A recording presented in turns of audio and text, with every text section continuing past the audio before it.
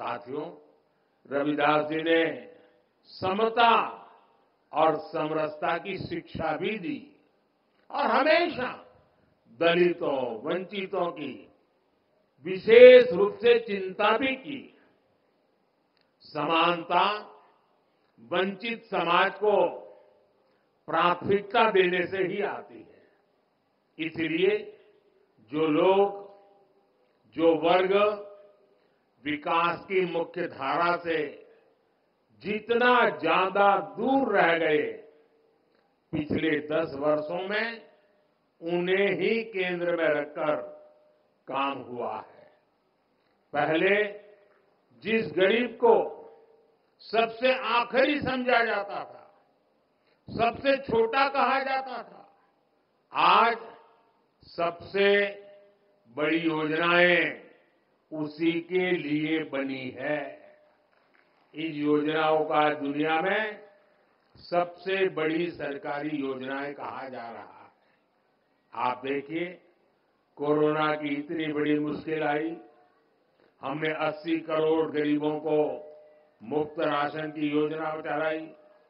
Corona के बाद भी हमने मुफ्त राशन देना बंद नहीं किया, क्योंकि हम चाहते हैं कि जो गरीब अपने पैरों पर खड़ा हुआ है वो लंबी दूरी तय करे, उस पर अतिरिक्त बोझ न आए।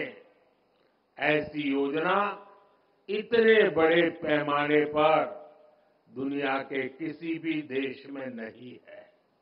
हमने स्वच्छ भारत अभियान चलाया, देश के हर गांव में हर परिवार के लिए मुफ्त शौचालय बनाया। इसका लाभ सबसे ज्यादा दलित, पिछड़े हमारे परिवारों को, खासकर हमारी एससी, एसटी, ओबीसी माताओं बहनों को हुआ है। इन्हें ही सबसे ज्यादा खुले में शौच के लिए जाना पड़ता था, परेशानियां उठानी पड़ती थी। आज देश के गांव-गांव तक साफ पानी पहुंचाने के लिए जल जीवन मिशन चल रहा है। 5 वर्षों से भी कम समय में 11 करोड़ से ज्यादा घरों तक पाइप से पानी पहुंचाया गया है। करोड़ों गरीबों को मुफ्त इलाज के लिए आयुष्मान कार्ड मिला है। उन्हें पहली बार ये हौसला मिला है कि अगर बीमारी आ भी गई तो इलाज के अभाव में जिंदगी खत्म नहीं होगी। इसी तरह जन-धन खातों से गरीब को बैंक जाने का अधिकार मिला है। इन्हीं बैंक खातों में सरकार सीधे पैसा भेजती है।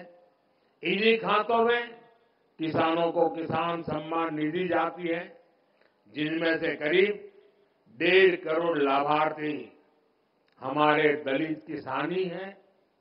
फसल बीमा योजना का लाभ उठाने वाले किसानों में बड़ी संख्या दलित और पिछड़े किसानों की ही है। युवाओं के लिए भी 2014 से पहली जितनी स्कॉलरशिप मिलती थी, आज हम उससे 2 गुनी स्कॉलरशिप दलित युवाओं को दे रहे हैं।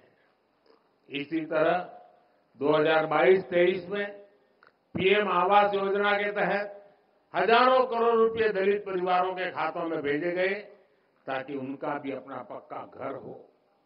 और भाइयों बहनों, भारत इतने बड़े बड़े काम इसलिए कर पा रहा है क्योंकि आज दलित, वंचित, पिछड़ा और गरीब के लिए सरकार की नीयत साफ है। भारत ये काम इसलिए कर पा रहा है क्योंकि आपका साथ और आपका विश्वास हमारे साथ है। संतों की वाणी हर युग में हमें रास्ता भी दिखाती है और हमें सावधान भी करती है। रविदास जी कहते थे, जात पात्र के फेर मही, उर्जी रही सब लोग, मानुष ताकू खात है, रैदास जात कर लोग। अर्थात ज्यादातर लोग जात पात के भेद में उलझे रहते हैं, उलझाते रहते हैं। जात पात का यही रोग मानवता का नुकसान करता है। यानी जात पात के नाम पर जब कोई किसी के साथ भेदभाव करता है तो वो मानवता का नुकसान करता है। अगर कोई जात पात के नाम पर किसी को भड़काता है तो वो भी मानवता का नुकसान करता है। इसलिए भाई और बहनों, आज देश के हर दलित को, हर पिछड़े को एक और बात ध्यान रखनी है। हमारे देश में जाति के नाम पर उकसाने और उन्हें लड़ाने में भरोसा रखने वाले इंडी गठबंधन के लोग दलित, वंचित के हित की योजनाओं का विरोध करते हैं। और सच्चाई ये है कि ये लोग जाति की भलाई के नाम पर अपने परिवार के स्वार्थ की राजनीति करते हैं।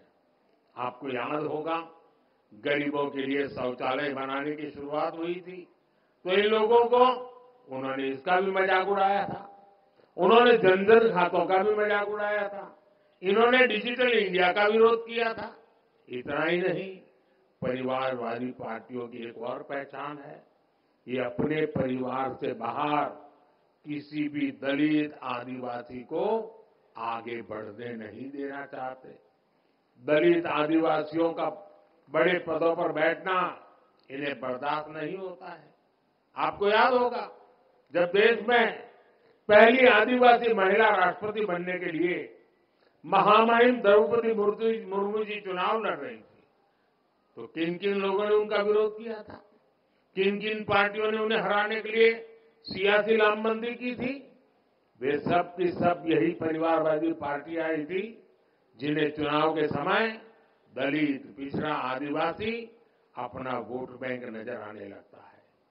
हमें इन लोगों से, इस तरह की सोच से सावधान रहना है। हमें जातिवाद की नकारात्मक मानसिकता से बचकर रविदास जी की सकारात्मक शिक्षाओं का पालन करना है।